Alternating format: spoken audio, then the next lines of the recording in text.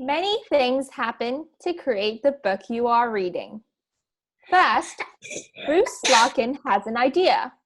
He tries to write an interesting story that you will enjoy. Clean works in the office and the warehouse. She wear a cowboy hat, but there was no cowboy near our office. Do you know what a warehouse is? No. Okay, so a warehouse is basically a place where all the books are kept. So a lot of books are kept in one place before they're given out to different shops. Alba puts the books in boxes. She makes sure that everything is nice and neat. Lawrence has lots of energy. People think he has ants in his pants. Do you know what it means when you say people think he has ants in his pants? Yes. What does it mean? He has some ants in her pants. No, it doesn't actually mean that he has real ants crawling in his pants. It means that he can't stand still and he's always doing something. So, when imagine if you had ants in your pants, would you keep moving your legs to try to get the ants to go away? Yes. Yeah, that's what Lauren is like. So he's always moving around. So it's almost like he has ants inside his pants that he's trying to get rid of. For many kids, summertime is beach time. It is fun to play in the waves. You can splash and cool off. The ocean water tastes like salt. It stings and it cuts and scrapes on your skin. Why is the sea so salty? If you don't understand any words, tell me and I'll explain them to you, okay? What is scrape? What is scrape? Scrape is cuts and scrapes are when you hurt yourself. So scrape, when you scrape yourself and it hurts, sometimes it bleeds. Oh. Do you understand? Yes. Okay.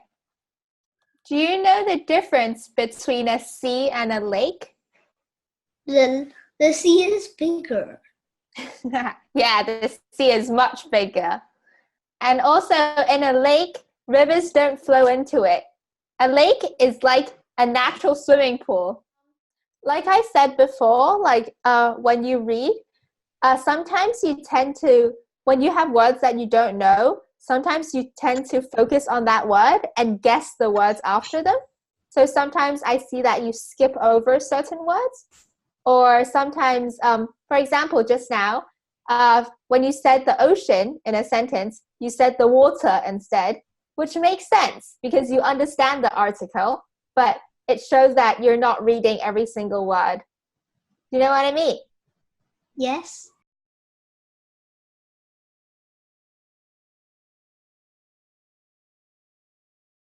Now that was long ago. Now I have seen the Manta Diablo and struggled with him during the whole of one night and part of a day in the waters of our Vermilion Sea, along with Gaspar Ruiz, the Sevillano. I wonder that I ever doubted. Off to you. But before I speak about the time and the three of us were there on the quiet sea in the struggle of death, before I tell what I know about the Manta Diablo, I must also tell about the Pearl of Heaven. Good. So we finished the first chapter really well, actually. It went by quite fast. So what were we presented with in the first chapter? We have setting and we have character. Can you discuss the setting a bit? So what has the author set out in this chapter? Island. There was a myth about a sea monster, and only two people in the island saw it. That's great, yeah. And who are those two people? It was Manta Diablo and... So who has seen the Manta Diablo? One of them is the person who's talking right here. Which is... Ramon Salazar. Exactly, that is one of the people. Mm-hmm. And his father. Exactly, well done. Mm-hmm. Let's continue. Meet the American Bear Whisperer. Killam lives in the woods of New Hampshire. His life work is all about understanding black bears, winning him not just international stature, but greater insight into humankind. So Do we know what stature means here?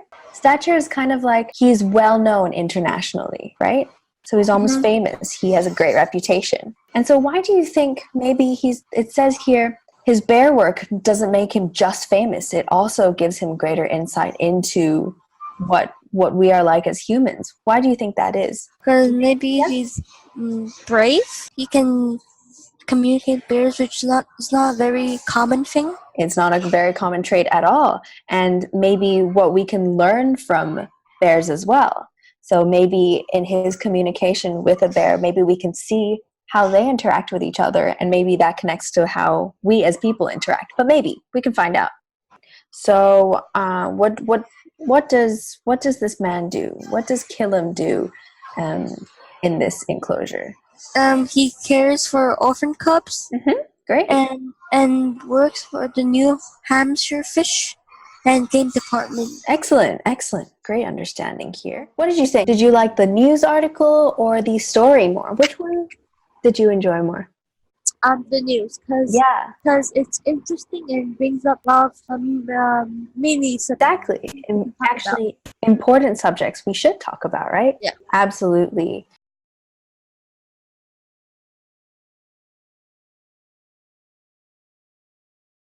When we mention the fossil fuels, when reducing the use of fossil fuels, we can also replace that with things such as clean energy, right?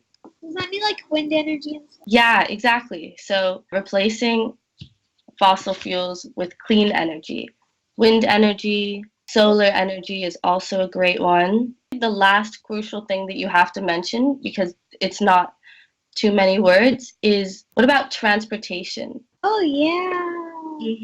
Exactly. Like stopping the use of petrol cars, things like that, and replacing that with Going on public transport.